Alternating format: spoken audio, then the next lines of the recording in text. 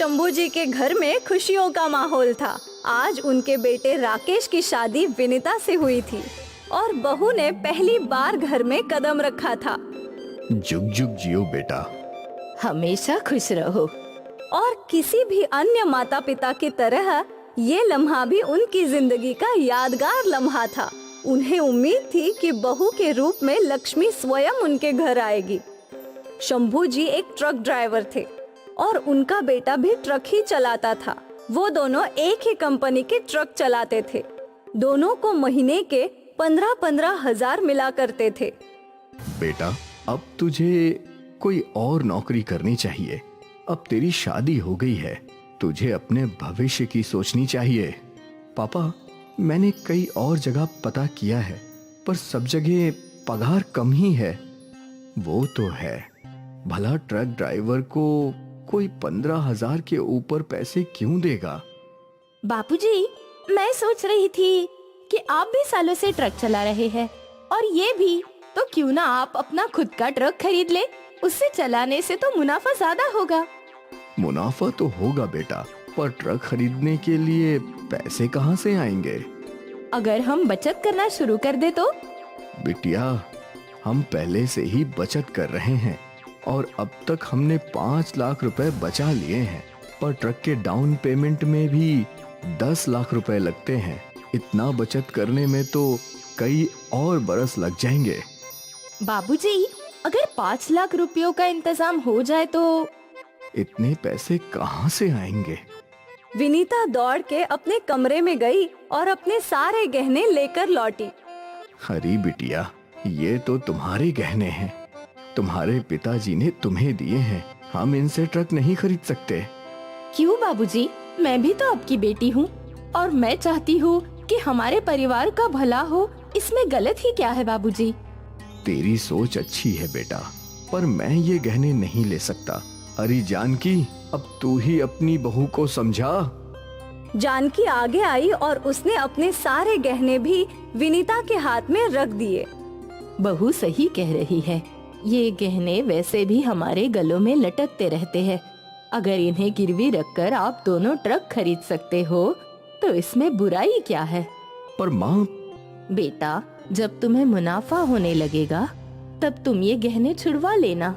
इतना मत सोचिए, बहू सही कह रही है।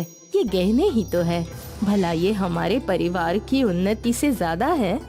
अब शंभू को विनीता और जानकी की बात माननी ही पड़ी। उसने वो गहने ले लिए और उन्हें गिरवी रखकर शंभू और राकेश ने ट्रक का डाउन पेमेंट दे दिया।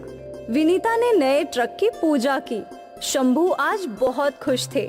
वो कितने सालों से ये सपना देख रहे थे कि उनका खुद का ट्रक होगा। आज वो सपना पूरा हुआ। शंभू जी ने अपना ट्रक उसी कंपनी में कॉन्ट्रैक्ट पर चढ़ा दिया। पहले उन्हें पगार 15,000 मिलती थी, पर अब ट्रक का भाड़ा उन्हें 1 लाख रुपए मिला। बेटा, ट्रक की EMI 45,000 है। हमारे घर का खर्चा 20,000। ये बचे हुए पैसे तुम सोनार को दे आओ। जी। हर महीने राकेश सोनार को 45,000 रुपए देने लगा। उनके घर पर सब कुछ ठीक चल रहा था। शंभू दिन में ट्रक चलाते तो राकेश रात में। ऐसा करके मिल बांटकर दोनों बाप बेटे काम कर रहे थे। ऐसा करते करते 11 महीने बीत गए। शंभू ने अपनी बीवी और बहू के गहने छुड़वा लिए। ये लो बिटिया, तुम्हारे गहने। अरे, ये तो इतने जल्दी वापस आ गए। और पता है विनीता, अगले महीने से हमारे पास हर महीने 55,000 की आमदनी होगी। ये तो बहुत अच्छा है। पर बाबूजी, मैं सोच रही हूँ हमारे पास जो एक्स्ट्रा पैसे हैं, क्यों ना हम उसे ट्रक का लोन देने में ही इस्तेमाल करें। इससे ट्रक का लोन भी जल्दी से जल्द पूरा हो जाएगा। बात तो तुम्हारी 16 आने सही है बेटा। तुम बहुत ही समझदार हो। अगले महीने से शंभू जी ने ट्रक के लोन में ज्यादा पैसे भरने शुरू कर दिया। ऐसे देखते ही देखते 1 साल बीत गया। ट्रक का पूरा लोन खत्म हो गया। सोचा नहीं था कि इतनी जल्दी हम ट्रक का लोन खत्म कर पाएंगे। बिटिया, ये सब तुम्हारी समझदारी से हुआ है। बाबूजी, मेरे पास एक और आइडिया है। कैसा आइडिया? अब जब हमारे पास हर महीने 80,000 ज्यादा है, तो क्यों ना हम और एक ट्रक खरीद ले। हाँ, शंभू को ये आइडिया भी पसंद आया। कुछ दिनों बाद शंभू ने दूसरा ट्रक खरीदा। इसे भी गोडाउन में कॉन्ट्रैक्ट पर लगा दिया। अब वो महीने के 2 लाख रुपए कमा रहा था, जिसमें से 1.5 लाख वो नए ट्रक की लोन में दे रहा था। अरे बिटिया, हमको ये बताओ, तुम्हारे दिमाग में आइडिया आता कहाँ से है? अब ये तो हमको भी पता नहीं है बाबूजी। राकेश का भाग्य अच्छा है कि उसे तुम जैसी जीवन साथी मिली है। तुम साक्षात लक्ष्मी हो, लक्ष्मी। अगले कुछ महीनों में शंभू जी ने एक बंगला खरीद लिया। अब उनके कई ट्रक थे। अब वो कोई मामूली ड्राइवर नहीं, बल्कि एक ट्रक ट्रांसपोर्ट कंपनी के मालिक थे।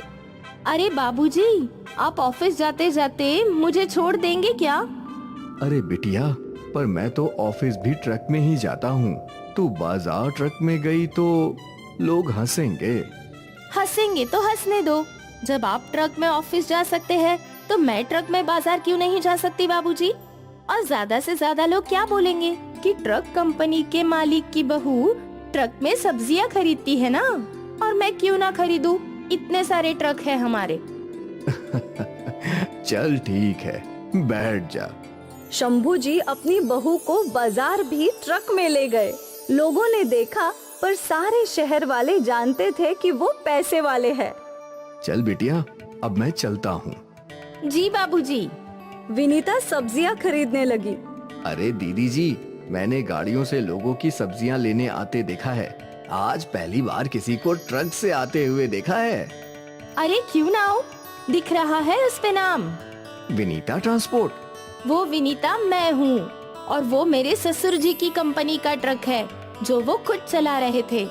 ट्रक कंपनी के मालिक अपना ट्रक खुद चलाते हैं? हाँ, जब ट्रक उनका है तो वो क्यों ना चलाए। शंभू जी रोज अपने ऑफिस भी ट्रक में जाते थे, क्योंकि वो मानते थे कि ट्रक चलाना ही, उनके ट्रक ड्राइविंग की वजह से ही आज वो ट्रक ट्रांसपोर्ट कंपनी के मालिक बन पाए हैं। और किसी को भी अपने जिंदगी की जड़ों को भूलना नहीं चाहिए।